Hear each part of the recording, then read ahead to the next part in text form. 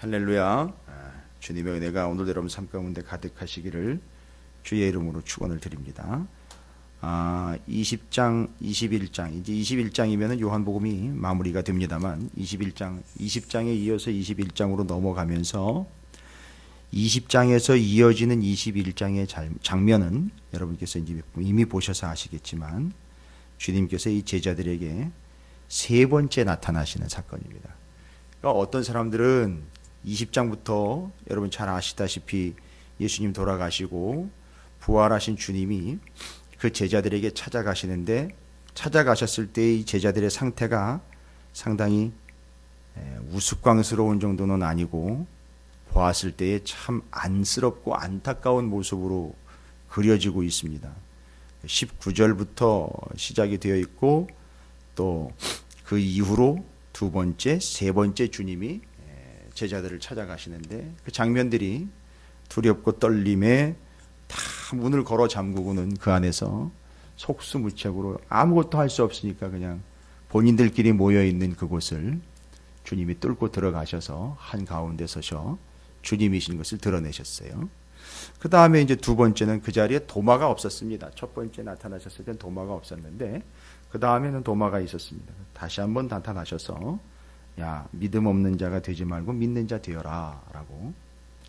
도마는 늘 믿음이 없는 사람의 대명사가 되었는데 그가 예수 그리스도께서 실제로 창에 찔리셨고 돌아가셨다는 것을 확인하고 난 다음에는 어느 누구도 도마의 믿음을 흔들 수가 없었습니다. 그렇게 되라는 얘기였죠. 그래서 제가 말씀드렸다시피 믿음은 바로 확인이 아니라 믿음은 바로 확신이다 라는 말씀을 드렸어요. 그래서 이렇게 확신 있게 된 이후로 도마는 순교의 자리까지 갈 수 있었고 복음을 전하는 자의 사명을 감당할 수 있게 되었습니다. 그 다음에 이제 오늘 우리가 제자들 몇몇이 갈릴리 호수로 다시 돌아가 버리지 않습니까? 돌아가서 또 고기나 잡아야 되겠다 했는데 고기를 한 마리도 잡지 못하는 그들에게 주님이 찾아오셔가지고 야, 오른쪽에 금을 던져라 했더니만 어마어마하게 많은 고기가 잡혔습니다. 근데 오늘날로 보면 그게 어마어마하게 많은 고기인가 싶은데 그 당시로 생각을 하면 배가 그렇게 크지도 않았을 것이고 그물이 그렇게 거대한 그물도 아니었을 것입니다. 잡힌 물고기에 대해서 그 상태를 이야기하니까 11절에 그렇게 소개가 되고 있죠. 시몬 베드로가 올라가서 그물을 육지에 끌어올리니 가득히 찬 큰 물고기가 153마리라 이같이 많으나 그물이 찢어지지 아니하였더라. 그러니까 정황을 보니까 153마리면은요 물고기 몇 마리 여러분 뭐 화면에서도 보시고 뉴스에서도 보시고 매체를 통해서 보시면 153마리 쇠봐야 얼마 안 되거든요. 오늘날로 보면은요. 지금은 배도 크고 그물도 크고 어업 자체가 상업화가 되어 있기 때문에 153마리 가지고 많았다 그러나 근데 여기서는 지금 상황을 보시면 아시겠지만 배도 작고 그물도 크지 않는데 근데 문제는 뭐냐면 물고기가 크다는 거예요. 물고기도 크고 153마리가 문제는 153마리가 또 숫자가 왜 정해졌느냐 이거 가지고 논란이 많습니다. 그래서 옛날부터 이걸 어떻게 해석을 해야 되느냐 이 숫자는 어디서부터 나온 거냐 이게 말하는 게 뭐냐 의미하는 게 뭐냐 그래서 어제 새벽에는 제가 그 한 예로서 바요나 시몬 내가 복이 있도다라고 얘기할 때 베드로 그걸 끌어올린 베드로 그의 이름 낱말 한자 한자 자음 한자 한자를 숫자와 대입을 해가지고선 말하자면은 이게 게마트리오라는 그런 의미를 가지고 있는 건데 뭐냐 우리나라 기역 니은 디귿 리을 미음에 옛날에는 숫자가 따로 없었을 때 그거를 기역이면 1 니은이면 2 이렇게 자음을 숫자랑 연결을 해서 쓰는 숫자 계산법이 있었어요. 그런 식으로 자음을 떼가지고선 시몬 베드로 이름을 풀어보면 그게 153이라는 숫자가 나온다. 뭐 이렇게 또 풀어온 사람들 있었고 153마리 유명한 또 옛날에 성경학자가 있었어요. 그 사람은 이 153마리는 갈릴리 호수에 있는 모든 물고기의 종류의 숫자를 이야기한다 해서 그걸 다 걷어 올렸다. 이제 제자들이 나가서 온 세계 열방에 있는 모든 사람들에게 복음을 전하여 그들을 사람 낚는 어부가 되게 할 것이다 라는 해석으로까지 이어주기도 했었어요. 근데 정확한 건 아니에요. 다 그럴 것이다 라는 추측에 의해서 해석을 했지 정확하게 153이 왜 쓰였고 그건 뭘 의미하는지에 대한 해석은 나와 있질 않아요. 그럼 우리가 이걸까지 따질 필요는 없습니다. 어찌되었든 크고 많은 물고기가 작은 배에 가득 찼으니 어마어마했고, 더 중요한 건 뭐냐면 이들이 주님이 말씀하시기 전까지는 빈 그물만 계속 걷어 올렸다는 얘기고, 주님이 말씀하셨을 때 야 오른쪽에 그물 던져서 걷어 올려라고 할 때 어마어마하게 많은 물고기를 걷어 올렸고, 이때 제자들의 반응이 있다는 겁니다. 이때 본문의 21장 1절부터 오늘 우리가 읽기 전인 8장 8절 전까지 보시면 아시겠지만 요한이 뭐라 그랬습니까? 그때 처음 주님이 제자들을 부르시러 갈릴리 호수로 오셨을 때에 야 내가 너희 사람 낚는 어부가 되게 할 거야, 나를 따라와 라고 이야기할 때 배 그물 다 내버려 두고 쫓아갔을 때 그때가 떠오른 겁니다. 탁 아주 퍼뜩 떠오른 거죠. 요한, 바로 주님의 사랑받던 제자 요한이 이 상황과 이 정황을 딱 보던, 그걸 그렇게 그물 던지라고 이야기한 분과 결과를 보고는 주님이다 라고 딱 얘기를 해버렸어요. 주님이다 이야기를 하는 순간 베드로가 뭐 다를 거 없죠.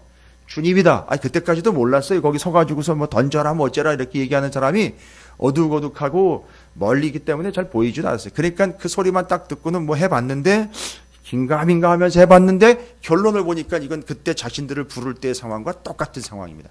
처음 주님이 자신들을 부를 때의 상황과 똑같은 상황입니다. 그래서 처음 주님이 당신들을 부를 때, 자신들을 부를 때에 그렇게 주님의 부름을 받아 제자가 됐을 때 그때가 딱 떠오른 거죠. 그래서 지금 저 이야기를 하는 건, 우린 일반적으로 고개를 많이 잡으면 와우 대박 이렇게 얘기할 텐데, 이 상황에서 시몬 그 다음에 요한 두 제자가 포인트가 딱 되면서 요한이 바로 주님이다 이렇게 얘기해요. 물고기다 이렇게 얘기하는 게 아니라 야 주님이다 하니까 이 소리를 듣자마자 베드로가 바로 걷어 두르고, 그냥 물인데요. 거기서 물고기 잡고 있었는데 그냥 물에다 그냥 뛰어내리는 거예요. 주님을 맞으러요. 이런 거라는 거죠. 지금 우리는 이걸 봐야 된다는 겁니다.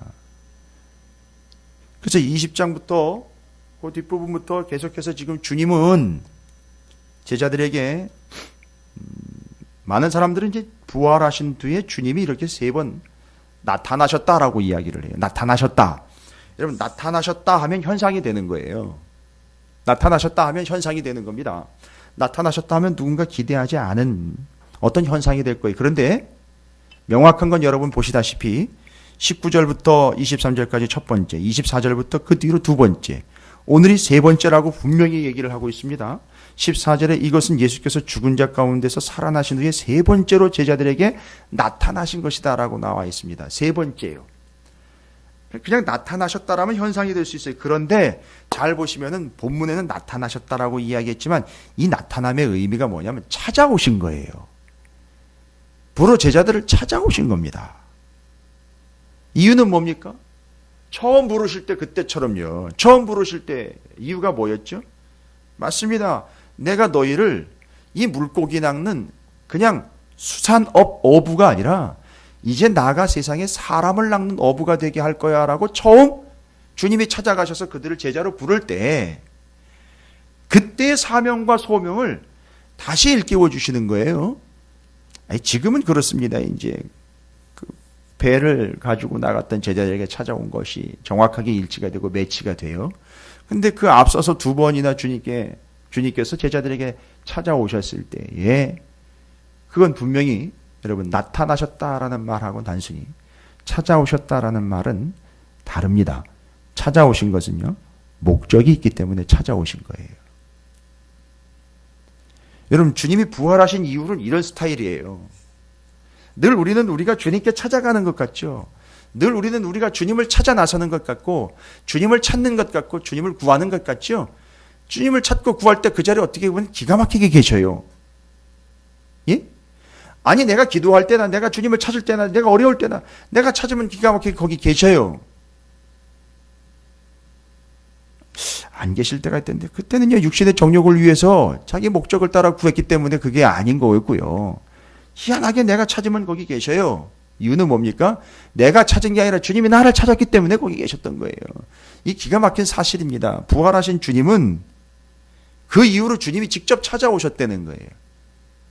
그리고 오늘 21장 14절에서 세 번이다라고까지 굳이 이야기를 합니다. 몇 번 나타나셨는지 횟수까지 명시를 해요. 여러분, 성경에서 특별히 사도 요한이 숫자를 사용하는 이유는 분명해요.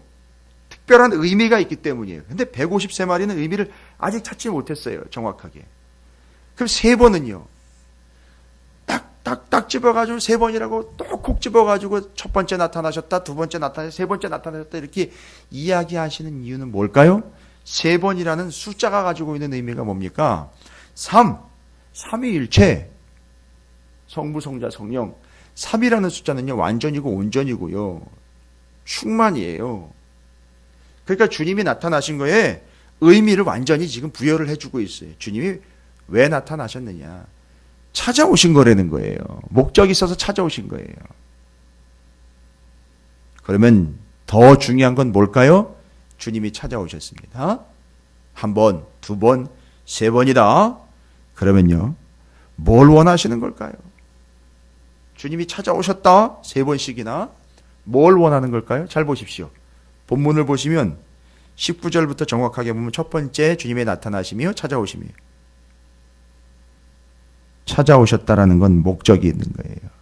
그러면 주님이 찾아오신 것도 중요하지만 그렇게 찾아오신 주님을 우리가 어떻게 반응해야 하냐라는 거예요. 그 찾아오신 주님을 우리가 어떻게 맞이해야 하냐라는 겁니다. 주님은 늘 찾아오셔요. 우리가 그를 사랑한 게 아니라 그가 우리를 먼저 사랑하신 거고요. 우리가 그분을 먼저 부른 게 아니라 그분이 우리를 먼저 부르신 거예요. 따라서 이 사실도 정확하죠? 주님이 먼저 우리를 찾아오신 거 맞죠? 그래야지 첫 새벽이라 대답하시기가 좀 거시기 하십니까?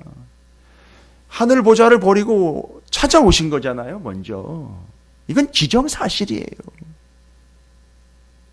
근데 내가 세 번씩이나 찾아왔어라고 이야기하셔. 야, 나 왔어라고 이야기하지 않지만 세 번씩이나 오신 이유는 찾아오신 주님에 대한 반응이 중요하다는 거거든요. 그걸 기대하시는 거거든요. 오늘도 주님은 여러분 찾아가십니다. 그래서 함께 하셔요. 그럼 이거 어떻게 반응해야 하느냐? 이게 포인트입니다, 여러분. 이거 중요하게 정리하십시오. 주님은 찾아오셔요. 그럼 우리는 어떻게 반응해야 되냐? 첫 번째 찾아오셨을 때 아시죠? 제가 지금 1, 2, 3 첫 번째, 두 번째, 세 번째 이게 중요하기 때문에 지금 정리해 드리는 거예요. 주님이 어디 계신 줄 알고 찾아가실 거예요. 그럼 거기만 계셔요, 주님은? 아니요. 주님은 이 세상 어디에든 계실 수 있고요. 무소부지하신 분이라고 그랬거든요. 그 어디다가 규정해 놓고 거기 가면 만날 수 있을 거다 이러지 마시고 주님이 찾아오시면 더 편하잖아요. 내가 갈게. 여러분도 그렇게 하시지 않습니까? 누가 온다 그러면요. 귀찮아서가 아니라 정말 사랑스러운 어떤 존재가 온다 그러면요. 아니야, 내가 갈게. 아니야, 거기서 내가 갈게. 그게 진짜 사랑 아닙니까? 주님이 우리를 사랑하셔서 우리에게 찾아오십니다. 그럴 때 우리는 어떻게 반응해야 하느냐 이거예요. 첫 번째 찾아오셨을 때 문 다 걸어 잠그고 자기들끼리 두려움에 떨림에 모여가지고 자기들이 이거 할 수 있는 건 모여서 두려움을 극복하려고 문 다 걸어 잠그고 있는 거 그것밖에 할 수가 없었지 않습니까? 그때 찾아오셨어요, 주님이. 벽을 뚫고 찾아오신 거예요. 문을 뚫고 찾아오셨습니다. 그런데 중요한 건 뭡니까?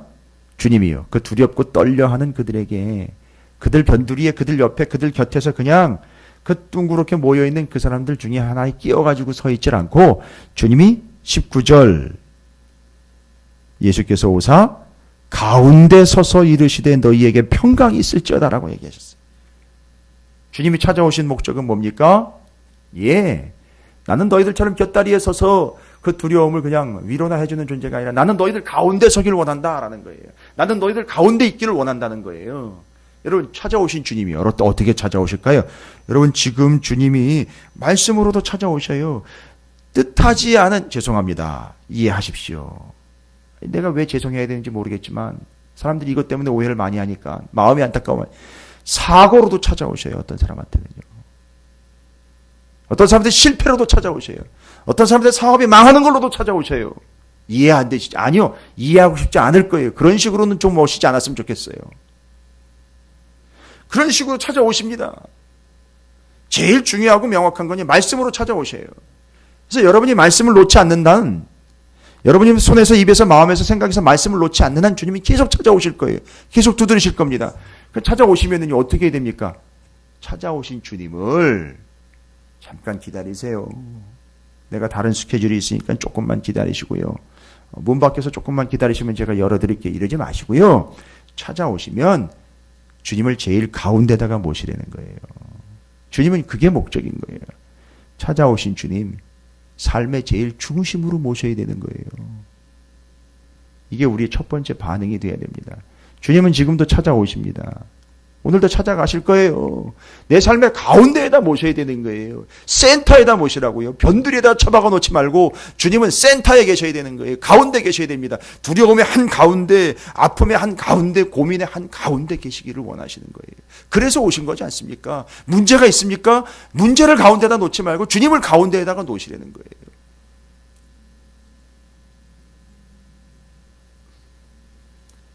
잘 보십시오. 주님을 가운데에다 놓는 순간 모든 건 다 주변이 돼버려요. 지금까지의 삶은 문제와 고민과 아픔 때문에 어땠습니까? 그 문제 중심으로 살아갔어요. 그러니까 그 문제가 계속 나를 쪼는 거예요. 그런데 잘 보시면은요, 주님을 중심에다가 탁 갖다가 모셔놓으면 어떻게 돼요? 문제는 뭐가 돼요? 문제는 사라지는 게 아니라 문제는 주변, 문제는 곁다리가 돼버린다고요.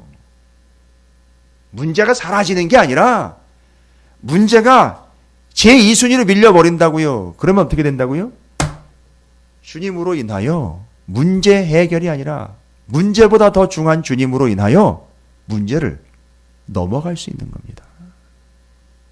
첫 번째 찾아오신 이유는 중심이 되기 위하신 거니까 여러분 오늘 말씀으로 주님이 찾아가시면은요, 은혜로 찾아가시고, 이건 주님의 역사? 요한처럼요, 주님이 오른쪽에 던져 걷어 올려 수많은 물고기, 혹시 주님? 베드로 뛰어내림. 여러분, 이 상황에서 주님이신 것이 느껴지면은요, 주님을 제일 중심으로 모시세요. 말씀이 은혜가 됐으면은요, 말씀을 중심에다 놓고 말씀대로 먼저 실행을 하십시오. 문제는 주변이 돼버릴 거예요. 문제가 중심이 됐던 삶이 이제는 주님이 중심이 되면서 문제가 주변으로 밀려날 것이고, 여러분이 문제에 시달림을 당하는 인생이 아니라 주님의 인도를 받는 인생이 될 줄로 믿습니다. 이게 첫 번째. 두 번째 찾아오셨을 때는요, 도마에게 찾아왔죠? 도마가 첫 번째는 없었어요. 그러니까 주님이 오셔가지고 뭐라 그래요? 야, 이거 만져봐. 손 넣어봐. 근데 막달라 마리아가 처음에 부활하시자마자 만지려고 했을 때에는 뭐라 그랬죠? 만지지 마. 아직 내가 올라가지 않았어. 라고 20장 17절에는 그렇게 얘기했는데 도마한테 또 만져보라고 그래요. 이유는 뭡니까? 도마는 뭐가 필요하다 그랬죠? 확인이 필요한 존재죠. 근데 믿음은 확인이 아니라 확신이라 그랬어요. 그래서 주님은 도마한테 뭘 주려고요? 확신이라는 믿음을 주려고 확인을 허락하셨어요. 단 조건을 다셨어요. 보지 않고 믿는 게 더 복된 거예요. 자, 그래서 주님은 도마한테 확인시켜 주시고 확신 가지라 해서 확신 갖고 믿게 되었어요. 그래서 그 믿음이 변하지 않았습니다. 나중에 주님이 찾아오셨어요. 도마와 다른 제자들에게 또 두 번째예요. 그때 주님은 뭐라고 얘기하십니까?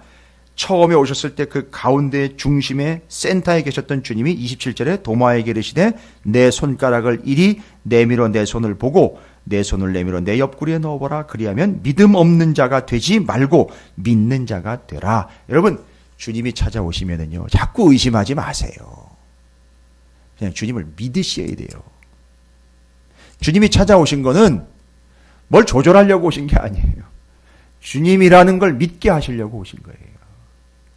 이건 주님이 내가 주야. 내가 예수야. 내가 너의 구주야. 내가 너의 주인이야. 내가 너의 친구야. 내가 너의 스승이야. 그 믿으시면 되는 거예요. 그래서 두 번째 나타나셨을 때에도 주님은 제자들에게 의심하지 말고 믿어. 31절에 또 이야기하죠. 오직 이것을 기록함은 너희로 예수께서 하나님의 아들 그리스도이심을 믿게 하려 함이요. 믿음이 없이는 하나님을 기쁘시게 하실 수가 없어요. 주님이 찾아오신 이유는 뭡니까? 주님을 믿으라고요. 어떻게 보면 다 연결이 돼요. 가운데 중심에다 놓는 거는 믿음이 없으면 중심에다 못 놓겠죠. 주님을 믿으라는 것이죠. 찾아오신 이유에 대해서. 세 번째 찾아오신 게 이제 21장으로 넘어가면서 갈릴리 호수에서 에라 모르겠다 고기나 잡으러 가자 하는 제자들에게 나타나셨을 때 주님이 명령하셨죠. 그 오른쪽에 던져봐, 걷어 올려봐 했는데 어마어마하게 많이 올라왔죠. 요한이 뭐라 그랬어요? 야, 주님이시다. 퍼뜩 주님이시다. 베드로가 뭐 했어요? 바로 그냥 걷어뜨리고 뛰어내렸습니다. 물불 안 가리는 거죠? 맞아요. 불째다가 주님 부인했던 그가 물속으로 뛰어들어가가지고 주님 쫓아가고 있어요.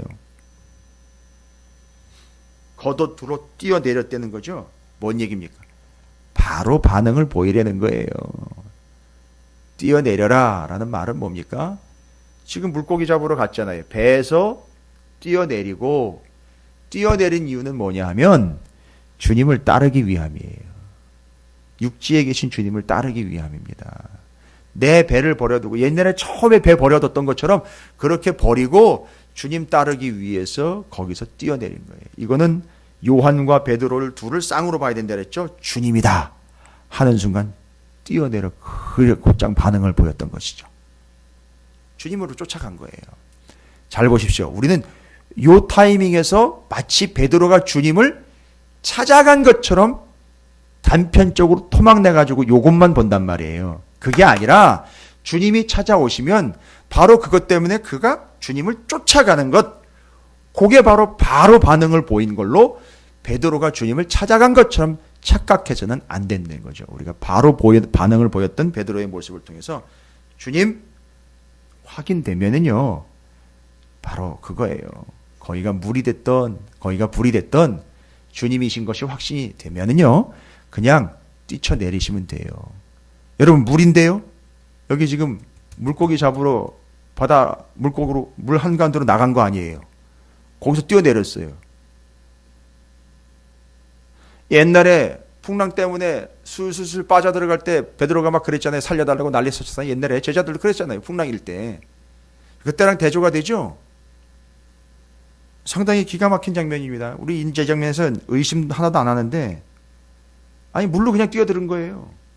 빠져 죽으면 어떻게 하려고요? 됐어요. 이제는 옛날 얘기 하지 말자고요. 이제는 주님이시기 때문에 그냥 뛰어내린 거예요. 쫓아간 거예요. 요겁니다. 바로 쫓아가시면 되는 거예요. 주님이 찾아오셨으면은요, 주님이 확인되면은요, 그냥 하는 말이 아닙니다. 물불 안 가린다라는 말은 믿음이 없는데도 불구하고 그냥 열정과 패기만으로 간다 이게 아니라 빠져 죽어도 상관없는 거예요. 했는데 빠져 죽어도 상관없는데 주님이 계시는데 빠져 죽을 리가 있습니까? 그래서 쫓아가는 거예요. 된 겁니다. 여러분, 지금 본문이 말하려고 하는 건 뭡니까? 주님이 오셔가지고 이 주님이신 거예요. 그리고는 올라오자마자 주님이 또 뭘 준비해 놓으셨습니까? 물고기하고 생선 그거 하고 떡 갖다가 놓고 또 준비해 놓은 거예요. 불 피워 놓고요. 불 쬐다가 베드로가 도망가 버렸는데 불 피워 놓고 주님이 와서 밥 먹어라고 조반을 차려 놓으신 거예요. 아침 차려 놓으신 거예요. 베드로가 헉하겠죠. 야, 내가 불 쬐다가 예수님 모른다고 도망가 버렸는데 그 불을 피워 놓고 떡 구워 주시고 생선 구워 주시는 거예요. 이거 또 떠오르지 않습니까? 또 물고기 떡. 베세다 광야에서 물고기 2마리 오리떡 5개로 수천 명 먹었잖아요. 그것도 떠오르는 거 아닙니까? 이리 와 먹어. 찾아오셨어요. 그렇게 불렀어요. 또 광야에서 먹였어요. 또 그렇게 먹었어요. 쫙 정리 끝났죠? 아이고, 또 부르러 오셨구나. 뭐요? 사람 낚는 어부가 돼야지 다시 부르러 오신 거예요. 그래서 제자들이 이제 깨닫는 거예요. 아, 우리가 여기 지금 물고기 잡으러 오는 존재가 아니라 이제 부활의 주님을 전하며 생명을 구원해내는 사람 낚는 어부가 돼야 된다라는 걸 다시 말씀하시려고 오신 거구나 깨닫는 거예요. 그리고 뒤에 주님이 이제 오늘 저녁 본문입니다만 15절부터 내 양 먹여, 내 양 먹여, 내 양 먹여. 포인트는 뭔지 아세요? 양이 뭐 어린 양이다, 큰 양이다. 여러분 그런 거 따지면 안 돼요. 다 뭐라고 나와 있어요? 내 양이라고. 내 양. 주님이 내 양이라 그랬어요. 근데 지금 제자들이 이 짓을 하고 있는 사이에 내 양은 어떻게 되고 있어요? 주님의 내 양은요. 지금 목자가 없어가지고 다 흩어지고 있단 말이에요. 주님의 관심은요. 제자들에게도 있지만 제자들을 불러 내 양들 먹이려고 하는 게 주님의 포인트예요. 그러니까 빨리 너희들 가서 내 양 먹여. 그것 때문에 오신 거예요. 이건 뒷얘기니까 이제 오늘 저녁에 같이 좀 나누도록 하고요. 여러분 말씀드리려고 하는 건 이겁니다. 주님이 찾아오셨어요. 아니 주님이 또 찾아오실 거예요. 이건 기정사실입니다. 그때 우리가 어떻게 반응을 보여야 되는지 3번 찾아오셨다라는 이야기를 통해서 첫 번째 가운데다 모시세요. 믿음으로 반응하세요. 즉각 반응하십시오. 그냥 쫓아가시면 됩니다. 이거 안 되는데 저거 안 되는데 이러면 어쩌지 저러면 어쩌지 하지 마시고 베드로처럼 그렇게 바로 뛰어내리십시오. 주님은 그래서 아마 여러분을 찾아가실 것 같습니다. 그걸 바라보시고 그걸 예상하시고 그렇게 찾아가실 줄로 믿습니다. 먼저는 축복합니다. 주님이 오늘도 여러분을 찾아가실 줄로 믿습니다. 그렇게 주님께 반응하는 복된 여러분들이 되시고 사람을 낚는 주님의 참된 제자요 사람 낚는 어부의 삶을 오늘 한 날도 충성되게 감당하시기를 주의 이름으로 축복합니다. 자, 오늘 말씀 기억하시면서 주님이 내게 찾아오심에 내가 이 제자들 그들 한가운데 서신 주님 믿음으로 도마와 같이 또한 베드로와 같이 즉각 반응할 수 있는 그런 제자가 되기를 원합니다. 주의 이름을 한번 부르시고 말씀을 근거로 함께 기도하고 한 날을 시작합니다. 기도하겠습니다.